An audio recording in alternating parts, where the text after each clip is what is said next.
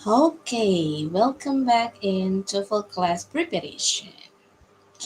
Today, we are going to discuss the next discussion, of course, talking about section 2, that is structure and written expression. Okay, are you ready?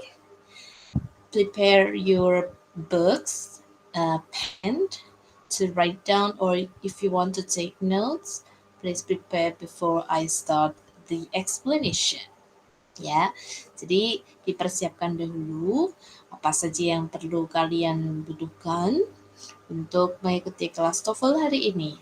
Karena di sini akan saya bagikan beberapa tips untuk mengerjakan soal tes TOEFL section 2. Oke, khususnya untuk structure itu pada bagian nomor 1 sampai nomor 5. Oke, sudah siap ya dengan buku dan pennya masing-masing? Silahkan sambil dicatat setelah ini. Oke, section 2.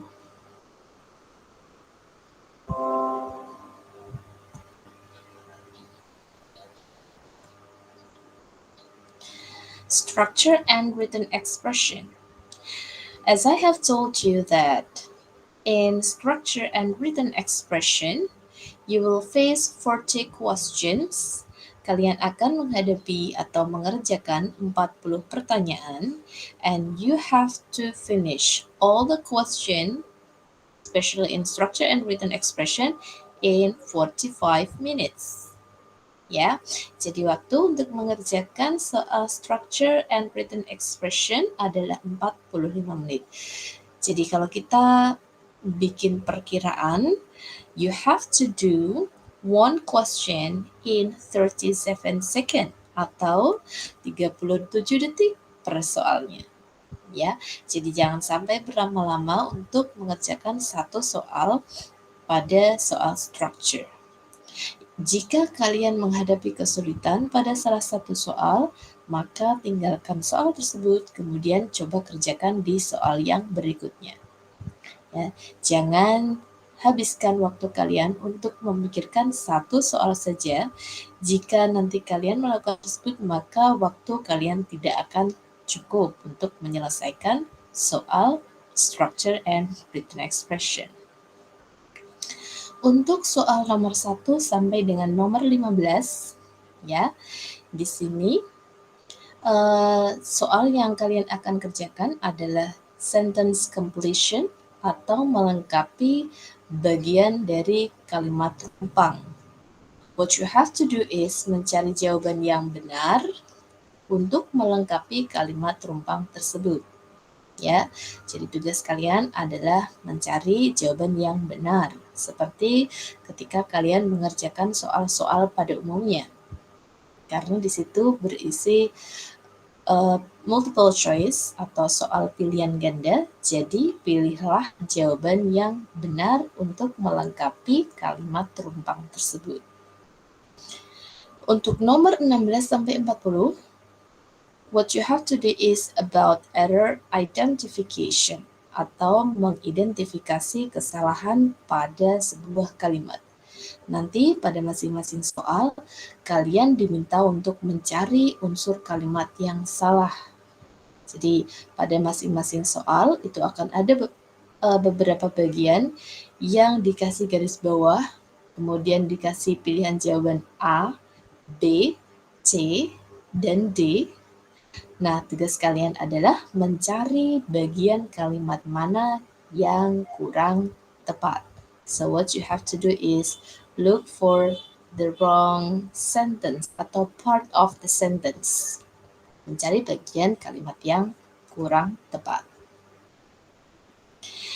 Untuk bisa mengerjakan materi-materi soal yang ada di structure and written expression, you have to prepare so many materials, ada banyak materi yang perlu kalian persiapkan agar bisa mengerjakan soal structured and written expression dengan mudah. Nah, ini saya tuliskan beberapa materi yang perlu kalian persiapkan. ya. Yang pertama itu ada subject and verb agreement atau concord. I guess we have discussed in the previous meeting, ada di pertemuan sebelumnya, ya, materi kesesuaian antara subjek dan verb. Nomor 2 ada materi independent clauses, ya. Independent clauses itu adalah klausa yang independen. Kemudian yang nomor 3 adalah dependent clauses. Ada beberapa dependent clauses yang nanti perlu kalian pelajari. Yang pertama ada adjective clause, adverbial clause, noun clause. Oke, berikutnya ada participle phrases, frase-frase participle, ada bentuknya present and past participle. Kalau present participle itu berarti nanti bentuknya adalah verb aim atau kata kerja bentuk ing. Kalau past participle itu berarti nanti bentuknya adalah kata kerja bentuk ketiga. Nomor 5, prepositional phrases atau frase-frase preposisi, frase yang menggunakan kata depan. Kemudian yang keenam ada infinitive phrases. Yang ketujuh ada gerund phrases. Oke, gerund phrases nanti kita bahas satu persatu ya. Yang kedelapan ada active passive voice, pola kalimat aktif pasif. Yang kesembilan ada word order, jadi susunan kata per kata pada kalimat. Number 10, verb problems atau problem-problem yang berhubungan dengan kata kerja. Biasanya berhubungan dengan tenses dan yang sering ditemukan pada soal structure itu adalah pola kalimat simple present, simple past, and perfect. Kemudian nomor 11 ada appositive, 12 conjunctions, 13 parallel structure, number 14 is misplaced modifier, nomor 15 ada comparison, dan yang terakhir ada negative words. Those are the material that you have to prepare. Itu materi-materi yang harus kalian persiapkan, dipelajari agar bisa mengerjakan soal structure dengan lancar. Begitu ya. Next, ini ada beberapa tips yang nanti saya bagikan. Jadi seperti ketika kalian mengerjakan soal listening yang part A, saya sudah bagikan beberapa tips dan strategi untuk mengerjakan soal listening. Nah, di sini hari ini saya akan membagikan beberapa tips dan strategi untuk menjawab soal structure, khususnya yang ada di nomor 1 sampai 15. Oke, kita mulai. Nomor 1, yang pertama. Tips yang pertama adalah pastikan kalimat tersebut memiliki struktur subjek dan verb atau subjek dan predicate. Ya, kalimat itu minimal terdiri dari satu buah subjek dan satu buah verb. Oke, biasanya normally dalam kalimat berbahasa Inggris, susunan kalimat itu biasanya diawali dengan subjek, kemudian diikuti dengan verb. Namun, ada pola-pola kalimat yang berawalan verb dan diikuti dengan subjek. It means, maksudnya adalah subjek berada setelah kata kerja. Kita sebut istilahnya dengan kalimat inversi atau inverted sentence. Oke, jadi verbnya berada di depan sebelum subjek. Nanti akan ada pembahasan tersendiri untuk inverted sentence. No worries, jangan khawatir ya, nanti akan dibahas lagi.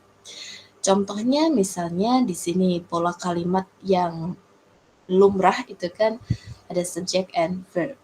Di sini subjeknya adalah physics is more difficult than mathematics.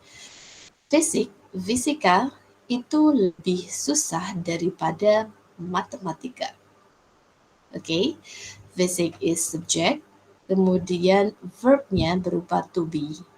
Oke, susunannya biasa, subject, predicate, subject, verb.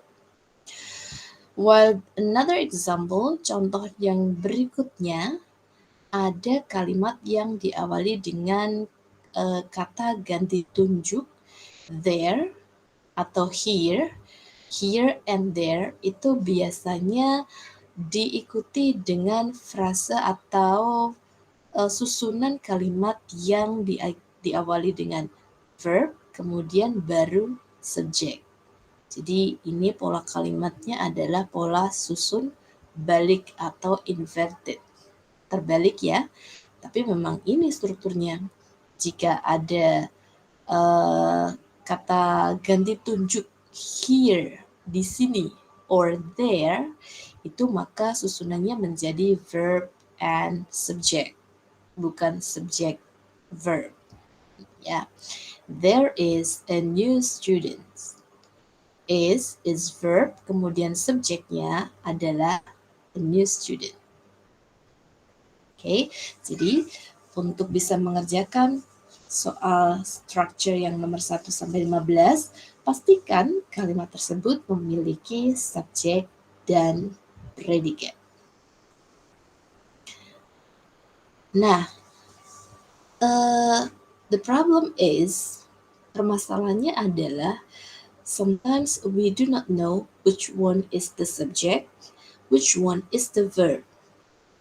Kadang tuh kita nggak tahu, Miss, yang mana ya yang dimaksud dengan subjek, yang mana yang verbnya, saya tidak bisa membedakan itu. Nah, di sini nanti kita akan membedakan apa itu subjek, apa itu verb, apa saja yang akan bisa menempati posisi subjek, dan apa saja macam-macam verb itu. Kita bahas satu persatu. What is subject?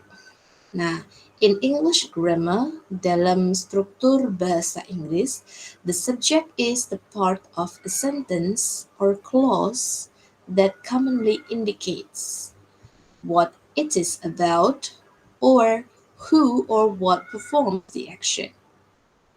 Jadi dalam struktur bahasa Inggris, subjek merupakan bagian dari kalimat atau klausa yang biasanya mengindikasikan what is it? Apa itu? Kira-kira tentang apa? And then kalau tidak tentang apa, who? Siapa? Atau what performs the action? Siapa yang melakukan sebuah tindakan? Nah, dalam hal ini kita sebut di istilahnya dengan agent. Agent kalau kita bisa terjemahkan adalah pelaku ya. So subject is the agent. Nah, apa saja yang bisa menjadi subjek pada kalimat? Nah, di sini kita akan membahas hal-hal yang boleh menempati posisi subjek. Apa saja itu? Yang pertama, ada noun or noun phrase. Noun is kata benda, noun phrase is frase kata benda. Contohnya, Jimmy is a noun. Pants, plural noun. Jimmy singular noun. Pants is a plural noun. John and Mary is also plural noun. Children itu plural noun, but it is istilahnya adalah irregular. Irregular itu tidak beraturan ya. Kalau jamaknya child, singularnya child, kemudian jamaknya bukan childs, karena biasanya kalau jamak kita tinggal menambahkan s setelah kata benda. Misalnya book is singular noun, kemudian books is kita sebut dengan plural noun. Di sini children itu masuk yang irregular plural noun, kata benda yang jamak dan tidak beraturan, tidak dengan menambahkan s setelah kata child. Ada water. Water itu adalah masuk uncountable noun. Kemudian contoh lagi adalah a beautiful day. Ini masuknya ke noun phrase, frase kata benda. A beautiful day. Biasanya noun phrase itu terbentuk dari determiner. Kemudian di sini kebetulan determinernya menggunakan article a. Kemudian diikuti dengan adjektif, kata sifat. Kemudian diikuti dengan kata benda. A beautiful day. This is what we call noun phrase. In a sentence. Nah, pada kalimat Jimmy is a handsome boy. The subject in the sentence is Jimmy. Singular noun. Ya, singular noun. Berikutnya, setelah noun and noun phrase, yang bisa menempati posisi subjek kalimat itu ada noun clause. Klausa kata benda.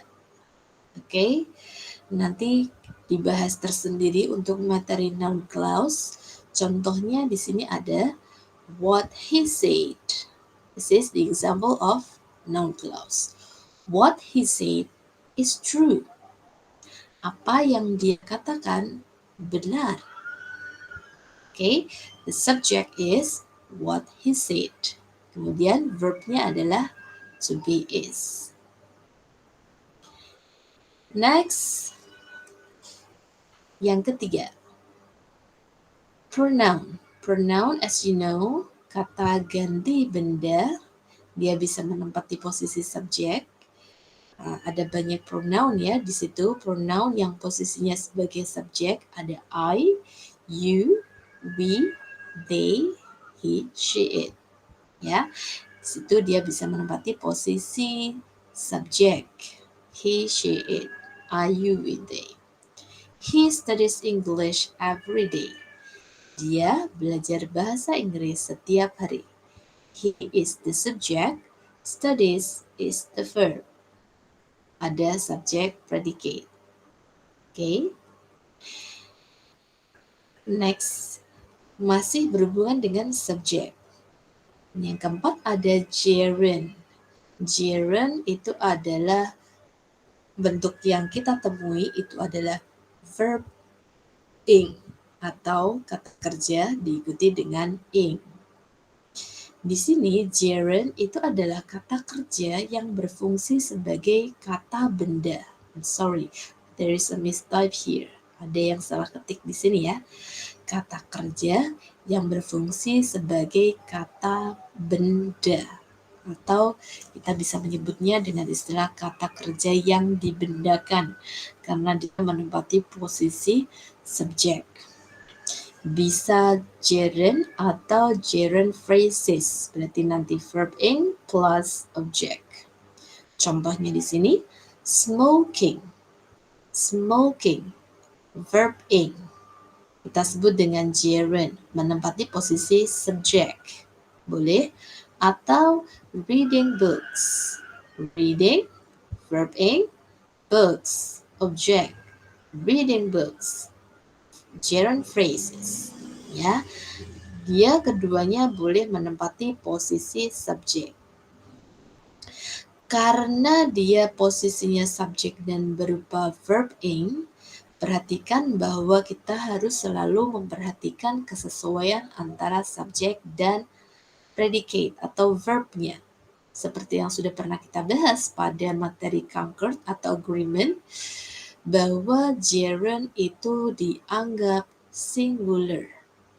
Walaupun di sini menggunakan objek plural. Oke, perhatikan. Reading books tetap menggunakan verbnya singular yaitu is. Reading books is my hobby. Ya, karena di sini ada gerund. Smoking is. Oke. Itu tadi gerund yang menempati posisinya subjek. Berikutnya, subjek bisa berupa to infinitive phrases atau frase kata kerja ke-1. to plus verb one. Tuh diikuti kata kerja ke satu. Contohnya di sini ada to speak is easy. Berbicara itu mudah. To help others is rewarding. Oke, kalau ini infinitive phrases, to help others is rewarding. Membantu orang lain itu bermanfaat, berguna. Oke, di sini ketika subjeknya berupa to infinitive atau to infinitive phrases, maka seperti pada gerund, dia dianggap singular. Maka kata kerja yang digunakan juga harus dalam bentuk singular. To speak is, to help others is. Oke, di sini subjeknya berupa to infinitive atau to infinitive phrases. Yang keenam, subjek juga bisa berupa adjektif atau kata sifat. Ya, namun perlu diketahui adjektif yang bisa menempati posisi subjek itu harus diawali dengan artikel the. Ya, jadi tidak bisa adjektif berdiri sendiri tanpa ada the. Karena ketika diawali dengan the, maka dia berupa kata benda. Contohnya, the poor have tried to find aid. The poor. Di sini ada adjektif poor. Oke. Orang-orang miskin tersebut telah mencoba untuk mencari bantuan. Ya, the poor have tried to find aid. The subject is the poor. Oke, itu tadi beberapa hal yang bisa menjadi subjek kalimat. Nah, berikutnya kita akan bahas apa saja yang bisa menempati posisi kata kerja atau kata apa saja yang bisa dianggap sebagai kata kerja.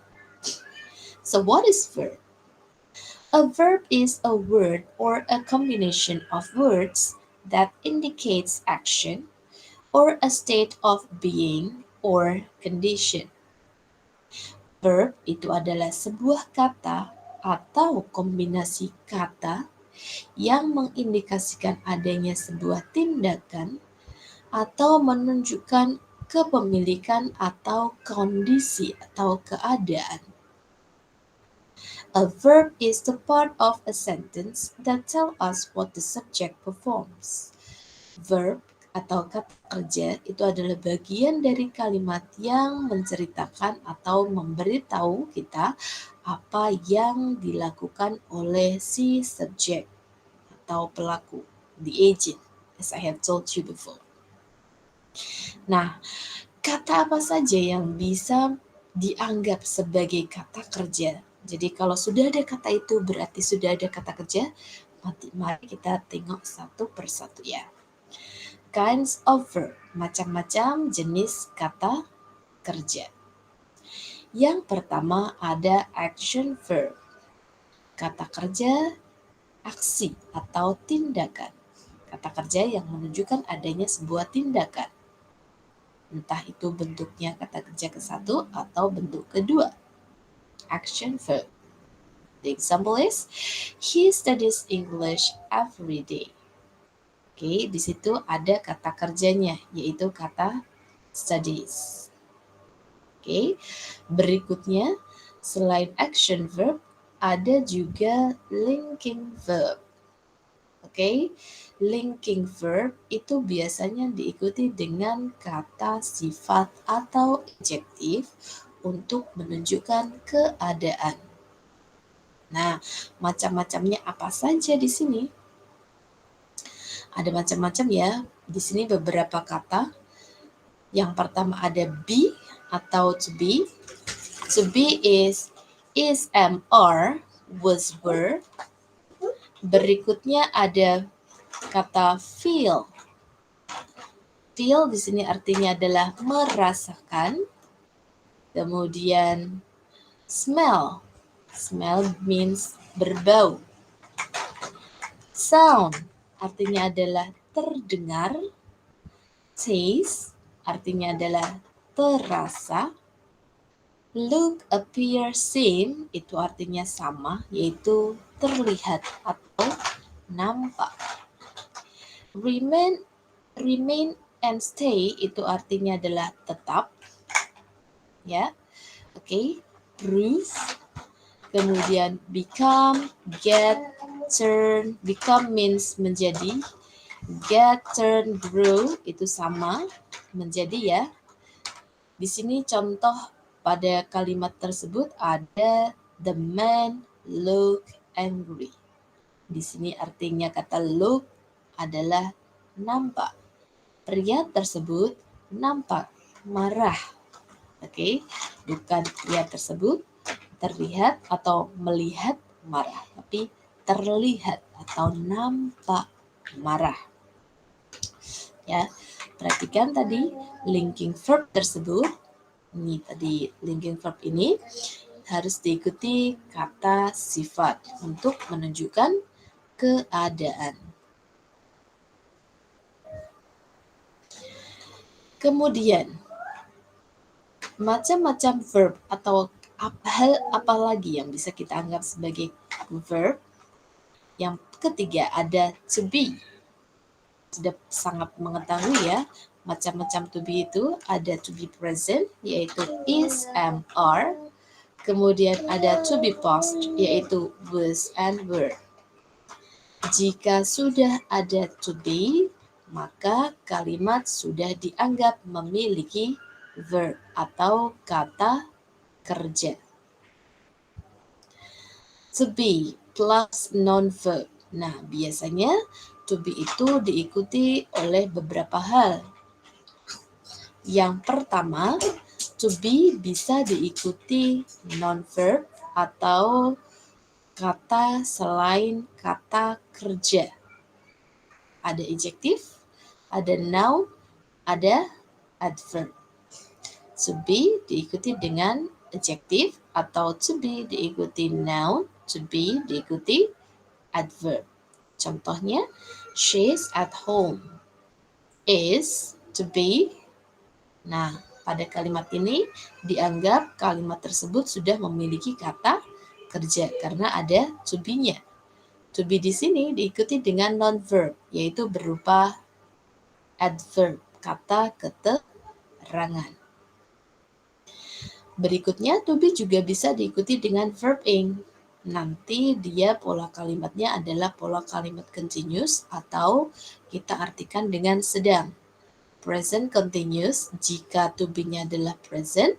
Kalau past continuous jika to be-nya nanti adalah to be past. Contoh di sini, she is studying English. Dia sedang belajar bahasa Inggris. Oke, ada to be diikuti dengan verb ing. Maka kalimat ini sudah mengandung verb atau kata kerja. Yang ketiga, to be juga bisa diikuti dengan verb 3 atau bentuk participle, kata kerja bentuk ketiga, maka nanti kalimatnya menjadi pola kalimat pasif atau passive voice, yang dalam bahasa Indonesia kita menerjemahkannya dengan di atau ter. Dibagi, dilihat, dimakan, dan seterusnya. Contoh kalimat di sini ada the company was established last year. Perusahaan tersebut dibangun. Ya, ada was diikuti dengan verb 3. Dibangun, didirikan tahun kemarin. So, ada to be diikuti dengan verb 3, maka dianggap kalimat tersebut sudah memiliki kata kerja atau verb. Next is to be diikuti dengan being. Hampir sama seperti yang atasnya ya. Cuma di sini kita tambahkan being karena ada makna continuous, passive continuous. Kalimat pasif polanya tensesnya adalah continuous yang artinya sedang di. Oke. Example, all books are being scanned. semua bukunya sedang di-scan. Oke. Next, to be plus to infinitive di sini menunjukkan purpose or future. Oke. Contoh kalimatnya di sini adalah we are to visit Australia next week. Oke, kita akan mengunjungi Australia minggu depan. Kita akan berkunjung ke Australia minggu depan. Oke, sudah ada kata kerja, yaitu to be.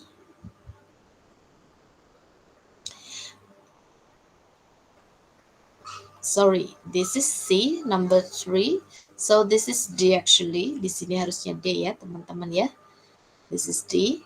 Yang keempat itu ada auxiliaries atau kita mengartikannya dengan kata kerja bantu. Kata kerja bantu macam-macamnya. Yang pertama ada to be, is and always were, atau bisa berupa to be continuous yaitu being, atau be berarti to be dalam bentuk ketiga, atau be ketika dia diikuti dengan model. Kemudian selain to be, auxiliary atau kata kerja bentuk berikutnya adalah model. Model contohnya adalah will untuk present, would untuk past, shall and should, can, could, may, might, must, ought to, and had better. This is the example of model. Jadi ketika ada will, would, shall, dan seterusnya, maka dianggap kalimat tersebut sudah ada verbnya atau kata kerjanya. Example, in the end, she will not refuse it. There is a mistype here too. Refuse. R-E-F-U-S-E.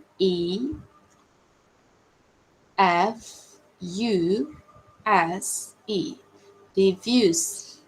Di akhir atau pada akhirnya dia akan menolak hal tersebut. Oke, ada model will diikuti dengan kata kerja bentuk ke-1. Auxiliary yang berikutnya ada do, does, or did. Do, does, did itu akan digunakan pada pola kalimat negatif dan interrogatif pada tenses simple present untuk do, does, dan simple past pada kata did. Oke. Auxiliaries yang terakhir adalah have, has, or had.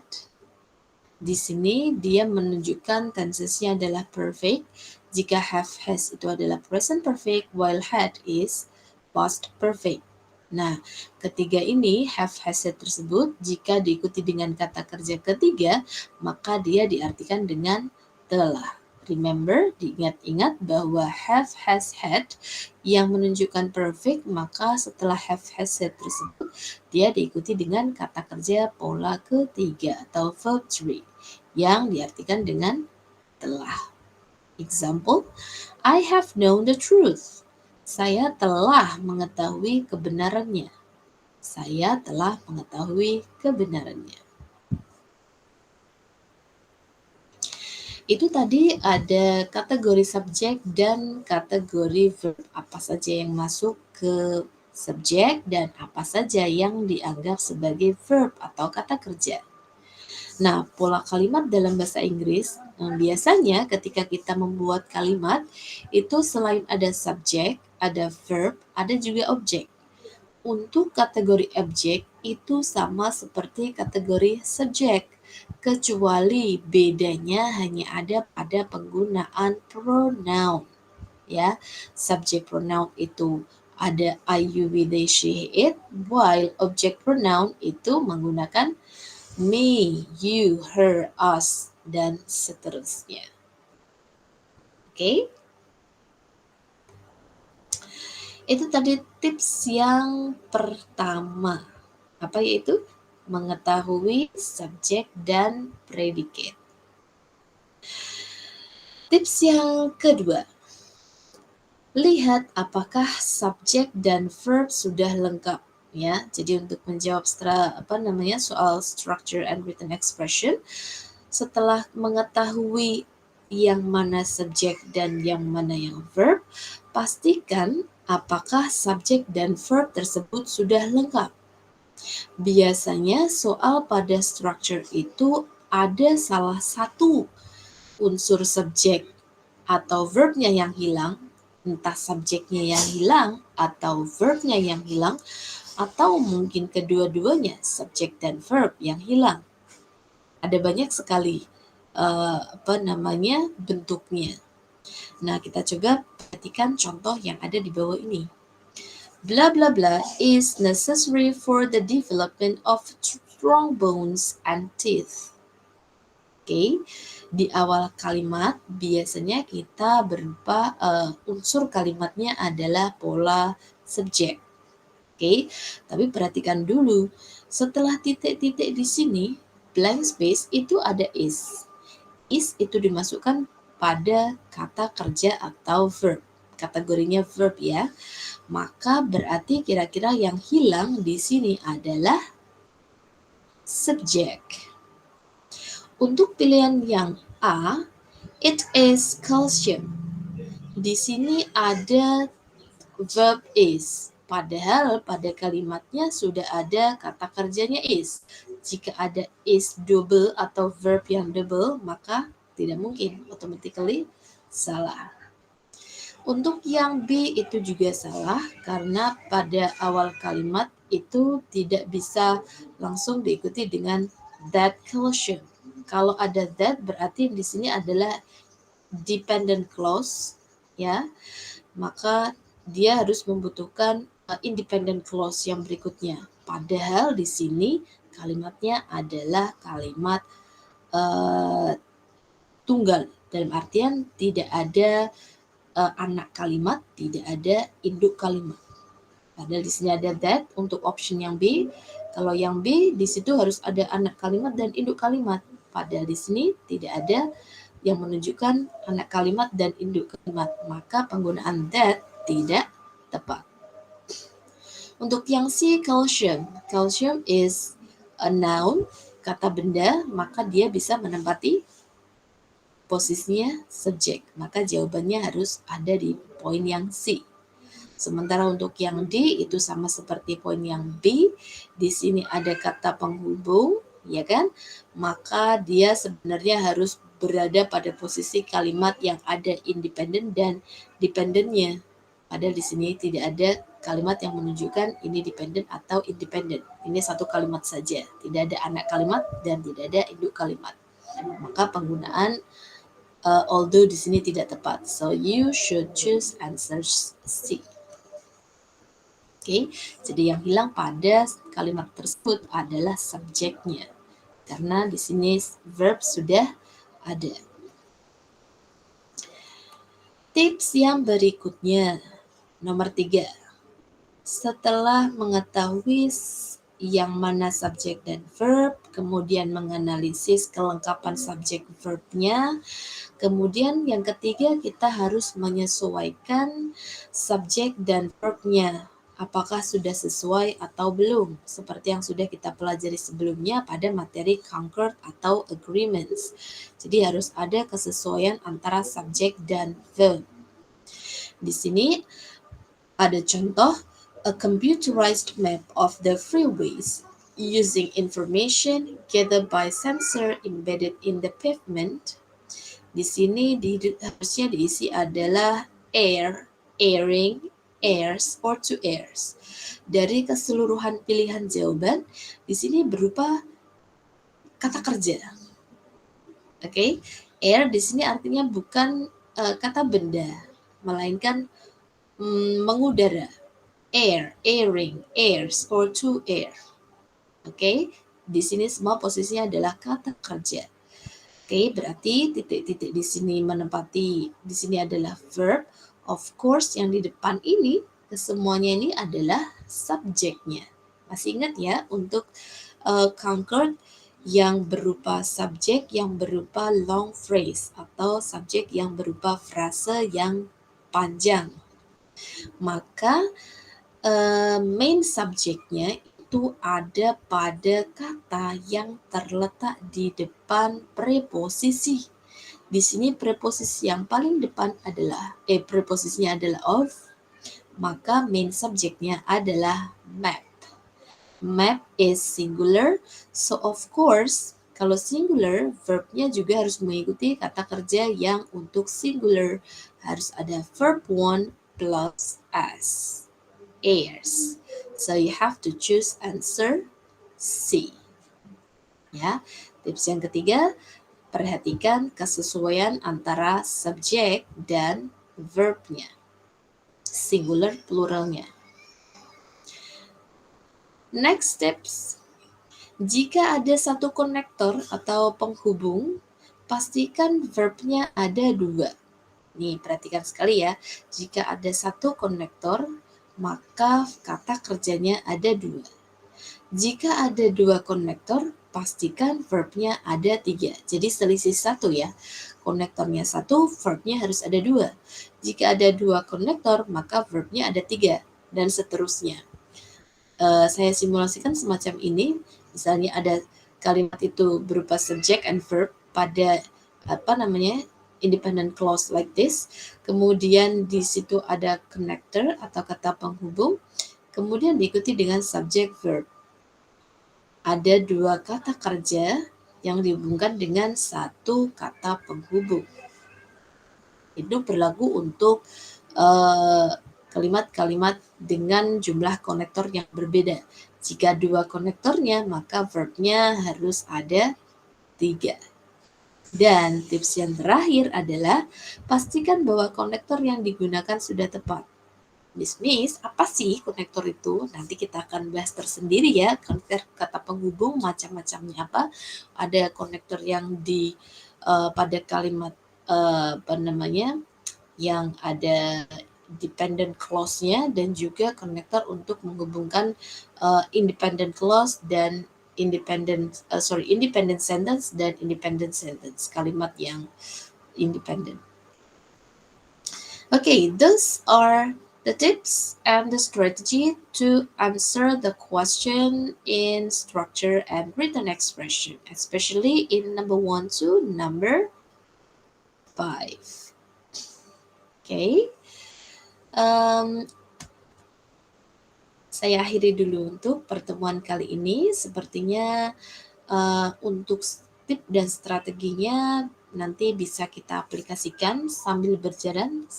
Nanti kita akan mempelajari materi-materi berikutnya, terutama yang berhubungan dengan materi grammar yang tadi sudah saya sebutkan. Ada 16 itu. Nanti kita akan bahas satu persatu insya Allah di pertemuan-pertemuan yang berikutnya. Sekian dari Miss Sophie. Thank you for watching and have a nice studying. Jangan lupa ya, setelah ini please write down the explanation that I have explained to you today di buku kalian masing-masing. Boleh dicatat nanti file ini atau file PowerPoint-nya akan saya sertakan juga di e-learning. Nanti silakan dicatat ulang di buku kalian. Nah, tugasnya adalah silakan hasil tulisan catatan kalian tersebut difoto, kemudian dikirimkan di e-learning sebagai bukti kehadiran kalian hari ini. Oke, terima kasih untuk yang sudah belajar hari ini dengan bersemangat. Sampai jumpa di pertemuan yang akan datang. Okay, have a good day and Assalamualaikum warahmatullahi wabarakatuh. See ya.